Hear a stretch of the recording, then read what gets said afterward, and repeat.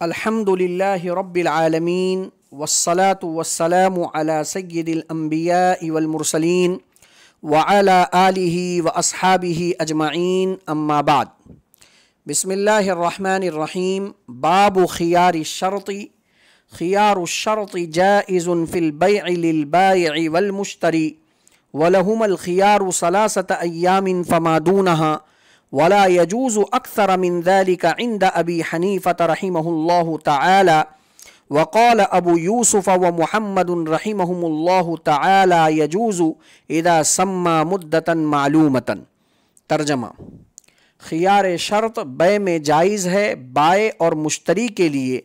اور دونوں کو خیار حاصل ہے 3 دن یا 3 دن سے کم کا، اور حضرت امام ابو حنیفہ رحمۃ اللہ علیہ کے نزدیک 3 دن سے زائد کا خیار جائز نہیں ہے۔ صاحبین رحمہم اللہ فرماتے ہیں 3 دن سے زائد کا خیار جائز ہے جبکہ ملہ الخیار مدت معلومہ کو بیان کر دے۔ اس متن کے تحت مصنف علیہ الرحمہ خیار شرط کا حکم اور اس کی مدت کا تذکرہ فرما رہے ہیں۔ خیار شرط کا مفہوم یہ ہے کہ عاقدین میں سے جب کوئی ایک شخص ایجاب کرے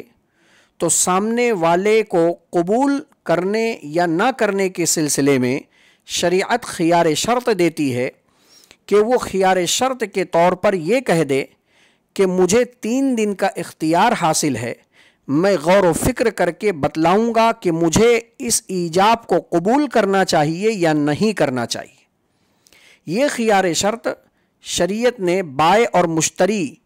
دونوں کے لیے جائز رکھا ہے، جیسا کہ متن میں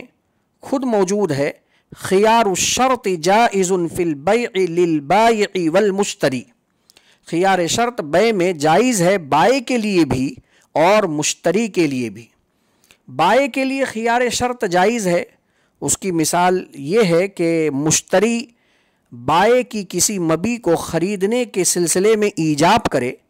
مثلا یہ کہے کہ میں نے آپ کی فلاں چیز کو 10 روپے کے عوض خرید لیا، تو یہ مشتری کی طرف سے خریداری کے سلسلے میں ایجاب پایا گیا۔ اب بائع اس ایجاب کے قبول کرنے یا نہ کرنے کے سلسلے میں خیار شرط لے لے۔ اسی طرح یہ خیار شرط مشتری کے لیے بھی جائز ہے۔ اس کی مثال یہ ہے کہ اگر بائع اپنی کوئی چیز کسی کے ہاتھ فروخت کرنے کے سلسلے میں ایجاب کرے، مثلا بائع یہ کہے کہ میں نے اپنا یہ قلم 10 روپے کے عوض آپ کے ہاتھ فروخت کر دیا، تو یہ بائع کے طرف سے بیچنے کا ایجاب ہے، لہٰذا اب مشتری کو قبول کرنے یا نہ کرنے کے سلسلے میں اختیار حاصل ہے۔ شریعت اسے خیار شرط دیتی ہے کہ وہ بھی خیار شرط لے سکتا ہے کہ مجھے غور و فکر کرنے کے لیے 3 دن کا ٹائم چاہیے۔ یہ خیار شرط عاقدین میں سے بائع اور مشتری دونوں کے لیے جائز ہے۔ آگے مصنف علیہ الرحمہ نے خیار شرط کی مدت کا ذکر فرمایا ہے۔ اس سلسلے میں خیار شرط کی کل 3 قسمیں بنیں گی۔ پہلی قسم بالاتفاق فاسد ہے۔ عاقدین میں سے جو خیار لے وہ کسی متعین مدت کا ذکر نہ کرے، مثلا صرف یہ کہہ دے کہ مجھے خیار حاصل ہے، یا یہ کہہ دے کہ مجھے ہمیشہ کا خیار حاصل ہے، اس صورت میں یہ خیار بالاتفاق فاسد ہوگا، یعنی ملہ الخیار کو کوئی خیار حاصل نہیں ہوگا۔ دوسری قسم بالاتفاق جائز کی ہے۔ عاقدین میں سے جو شخص خیار لے رہا ہے وہ 3 دن یا 3 دن سے کم کا خیار لے، اس صورت میں بالاتفاق یہ خیار شرط جائز ہوگا، اور خیار لینے والے کو 3 دن کے اندر اندر بیع کو جاری رکھنے اور بیع کو فسخ کرنے کا اختیار حاصل ہوگا۔ اس میں صاحبین اور حضرت امام ابو حنیفہ رحمۃ اللہ علیہ کا اتفاق ہے۔ تیسری جو صورت ہے مختلف فی کی، اسی مختلف فی صورت کا ذکر مصنف علیہ الرحمہ نے متن میں کیا ہے۔ ولا يجوز اکثر من ذلك عند ابی حنیفہ رحمہ اللہ تعالی، اور 3 دن سے زائد کا خیار جائز نہیں ہے حضرت امام ابو حنیفہ رحمۃ اللہ علیہ کے نزدیک، اور صاحبین رحمہم اللہ فرماتے ہیں 3 دن سے زائد کا خیار بھی جائز ہے، جبکہ ملہ الخیار یعنی جو شخص خیار لے رہا ہے وہ مدت معلومہ کو بیان کر دے۔ تو عاقدین میں سے جو خیار لے رہا ہے وہ 3 دن سے زائد کا خیار لے، تو اس خیار کے ثبوت و عدم ثبوت میں اختلاف ہے۔ حضرت امام ابو حنیفہ رحمۃ اللہ علیہ کے نزدیک 3 دن سے زائد کا خیار جائز نہیں، جبکہ صاحبین رحمہم اللہ فرماتے ہیں جب خیار لینے والا مدت معلومہ مثلا 1 مہینہ 2 مہینہ 1 ہفتہ مدت معلومہ کو بیان کر دے تو اس کے لیے خیار لینا جائز ہے۔ حضرت امام ابو حنیفہ رحمۃ اللہ علیہ کی کیا دلیل ہے، صاحبین رحمہم اللہ کی کیا دلیل ہے؟ حضرت امام ابو حنیفہ رحمۃ اللہ علیہ جو یہ فرماتے ہیں کہ 3 دن سے زائد کا خیار جائز نہیں ہے، ان کی دلیل صحابی رسول صلی اللہ علیہ وسلم حضرت حبان رضی اللہ تعالیٰ عنہ کی روایت ہے کہ حدیث پاک میں آتا ہے کہ حضرت حبان رضی اللہ تعالیٰ عنہ کو خرید و فروخت میں خسارہ ہوتا تھا، نقصان ہوتا تھا، تو آپ صلی اللہ علیہ وسلم نے انہیں فرمایا کہ جب تو بے کیا کر تو کہہ دیا کر کہ کوئی دھوکے کی بات نہیں ہے اور مجھے 3 دن کا خیار حاصل ہے، یعنی 3 دن تک میرے پاس غور و فکر کا موقع ہے، اگر میں مناسب سمجھوں گا تو بے کروں گا ورنہ رد کر دوں گا۔ اس روایت سے خیار شرط کی مدت کا پتہ چلا کہ وہ 3 دن ہی ہے۔ صاحبین رحمہم اللہ جو یہ فرماتے ہیں کہ مدت خیار یہ 3 دن کے ساتھ میں خاص نہیں ہے، بلکہ مدت خیار شرط کے تحت 3 دن سے زائد بھی ہو سکتی ہے، ان کی دلیل حضرت عبداللہ ابن عمر رضی اللہ تعالی عنہ کی روایت ہے کہ آپ صلی اللہ علیہ وسلم نے 2 ماہ تک خیار کو جائز رکھا۔ اس سے معلوم ہوا کہ مدت خیار 3 دن کے ساتھ خاص نہیں ہے، بلکہ اس سے زائد بھی ہو سکتی ہے۔ سوال پیدا ہوا کہ ان دونوں قول میں کس کا قول مفتہ بہی ہے؟ حضرت امام ابو حنیفہ رحمۃ اللہ علیہ کا قول یہ مفتہ بہی ہے۔ قول مفتہ بہی کی وجہ و دلیل کیا دلیل ہے کہ حضرت امام ابو حنیفہ رحمۃ اللہ علیہ کا قول مفتہ بہی ہے؟ اس کو سمجھنے سے پہلے ایک اصول کا جاننا ضروری ہے تاکہ دلیل کا سمجھنا آسان ہو جائے، اور وہ اصول یہ ہے کہ جو چیز خلاف قیاس نص قطعی سے ثابت ہو وہ اپنے مورد نص پر ہی منحصر رہتی ہے، اس میں زیادتی کرنا یا اس حکم کا تعدیہ کسی اور حکم کی طرف کرنا درست نہیں ہوتا ہے۔ اس کو میں ایک مثال سے سمجھاؤں۔ جیسا کہ ایک حدیث ہے کہ اللہ کے نبی صلی اللہ علیہ وسلم صحابہ کرام کی نماز میں امامت کرا رہے تھے، ایک نابینا صحابی نماز میں شریک ہونے کے لیے اپنے گھر سے نکلے، راستے میں کنواں تھا جو انہیں نظر نہیں آیا، وہ بیچارے کنویں میں گرے، اور گرنے کی آواز جب صحابہ کرام رضوان اللہ تعالی علیہم اجمعین نے سنی تو انہوں نے دوران صلاۃ ہی قہقہا لگا دیا۔ جب نماز مکمل ہو گئی تو جناب نبی پاک صلی اللہ علیہ وسلم نے ارشاد فرمایا، من ضحک منکم قہقہۃ، تم میں سے جنہوں نے بھی قہقہا لگا کر ہنسا ہے، فلیعید الصلاۃ والوضوء، چاہیے کہ وہ اپنی نماز کو بھی لوٹا لیں اور وضو کو بھی لوٹا لیں۔ قہقہا فی الصلاۃ پر حکم لگ رہا ہے کہ نماز کو بھی لوٹانا ہے، نماز بھی فاسد ہو گئی، اور وضو کو بھی لوٹانا ہے، وضو بھی فاسد ہو گیا۔ تو نماز میں قہقہا لگانے سے نماز کا فاسد ہو جانا یہ مطابق قیاس ہے، مطابق عقل ہے، کیونکہ نماز میں قہقہا مقصد صلاۃ عظمت باری تعالیٰ کے خلاف ہے، لیکن نماز میں قہقہا لگانے سے وضو کا ٹوٹ جانا یہ خلاف قیاس ہے، کیونکہ وضو خروج نجاست سے ٹوٹتا ہے اور نماز میں قہقہا لگانے سے کسی قسم کے نجاست کا خروج نہیں ہوا ہے۔ معلوم ہوا قہقہا فی الصلاۃ سے وضو کا ٹوٹنا خلاف قیاس ہے جو نص قطعی حدیث سے ثابت ہے، اس لیے یہ حکم یعنی نقض وضو اپنے مورد نص پر ہی منحصر رہے گا۔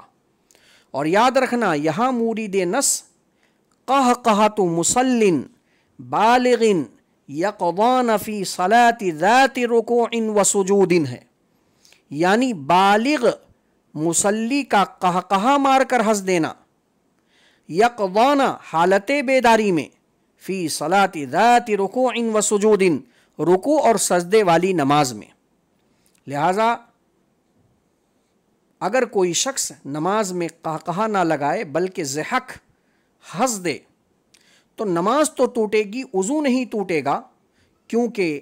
وضو کے ٹوٹنے کے لیے مورد نص جو ہے وہ قہقہا ہے، تو قہقہا سے وضو ٹوٹے گا۔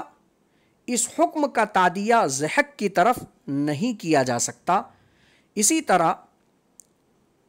بالغ شخص اگر نماز میں قہقہا لگائے تب تو وضو ٹوٹے گا،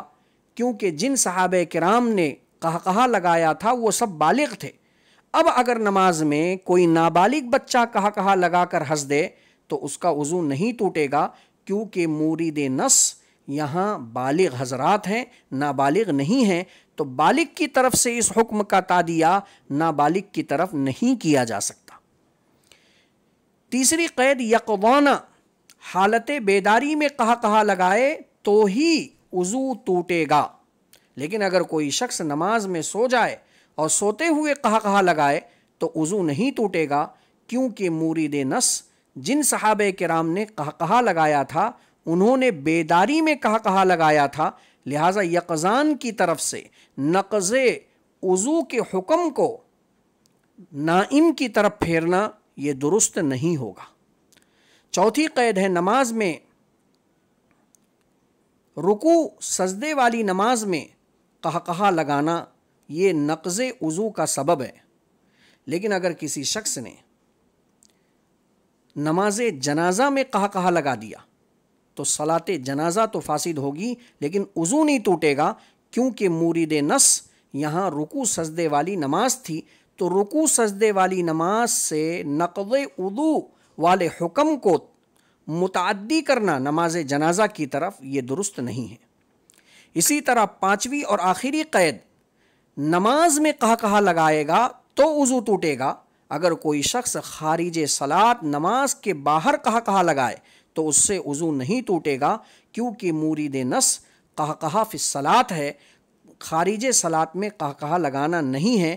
اسی لیے نقض وضو والے حکم کو قہقہا فی الصلاۃ سے متعدی کر کے خارج صلاۃ میں قہقہے کی طرف نہیں پھیرا جا سکتا۔ معلوم ہوا کہ وضو ٹوٹنے کے لیے انہی باتوں کا پایا جانا ضروری ہے جس کا ذکر نص میں موجود ہے، اور وہ قہقہۃ مصل بالغ یقظان فی صلاۃ ذات رکوع و سجود ہے۔ پہلی قید قہقہا، قہقہے کے قید سے ضحک خارج ہو گیا۔ دوسری قید ہے مصل، حالت صلاۃ میں قہقہا لگایا گیا ہو، خارج صلاۃ اس قید سے باہر ہو گیا۔ بالغ، تیسری قید ہے بالغ ہوں، نابالغ اس سے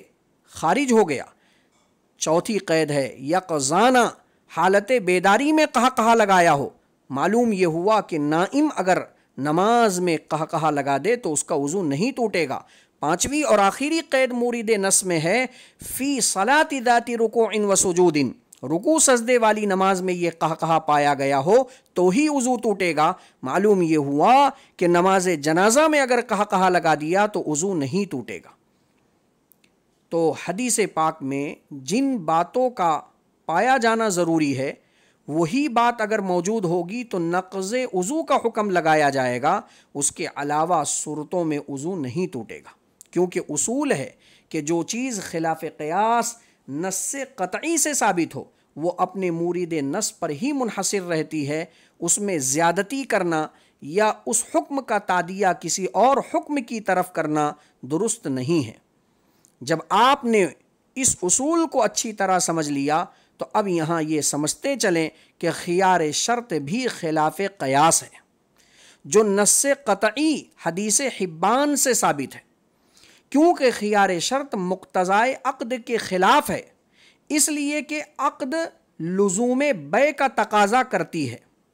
کہ عاقدین میں سے کسی کو بھی فسخ بیع کا اختیار نہ ہو، یعنی جب ایک مرتبہ عقد ہو جائے تو وہ عقد کا تقاضا یہ ہوتا ہے کہ یہ لازم ہو،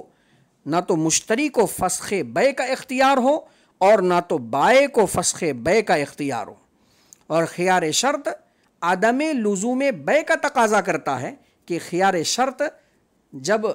لے لیا جائے تو ملہ الخیار کو بیع کے فسخ کا بھی اختیار ہوتا ہے اور بیع کو نافذ کرنے کا بھی اختیار ہوتا ہے، اور ہر وہ شرط جو مقتضائے عقد کے خلاف ہو وہ عقد کو فاسد کر دیتی ہے۔ اس لیے قیاس کا تقاضا تو یہ تھا کہ خیار شرط جائز ہی نہ ہو،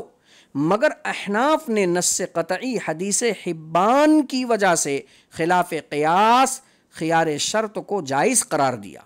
اب جب خیار شرط خلاف قیاس نص قطعی سے ثابت ہے، جیسے کہ اوپر قہقہہ فی الصلاۃ سے وضو کا ٹوٹنا یہ خلاف قیاس نص قطعی سے ثابت ہے، تو ضروری ہوا کہ یہ بھی قہقہہ فی الصلاۃ سے نقض وضو کے حکم کے لگانے کی طرح اپنے مورد نص پر ہی منحصر رہے، تاکہ اصول کے مطابق ہو، اور مورد نص میں خیار کی مدت کا تذکرہ خود حدیث پاک میں موجود ہے، ولی الخیار ثلاثۃ ایام، کہ مجھ کو 3 دن کا خیار حاصل ہے۔ اس لیے اب جب مورد نص میں 3 دن کا ذکر ہے تو اس 3 دن والے قید سے حکم کو متعدی کرنا اور اس میں اضافہ کر کے زیادتی کرنا یہ اصول کے خلاف ہو کر جائز نہیں ہوگا۔ اس لیے سیدنا امام اعظم ابو حنیفہ رحمۃ اللہ علیہ کا قول یہ قول مفتہ بھی ہے، اور حضرت امام ابو حنیفہ رحمۃ اللہ علیہ ہی کے قول پر فتویٰ دیا گیا ہے۔ عزیز طلبہ، اسی پر ہم اپنے سبق کو ختم کرتے ہیں۔ فانتظروا انی معکم من المنتظرین۔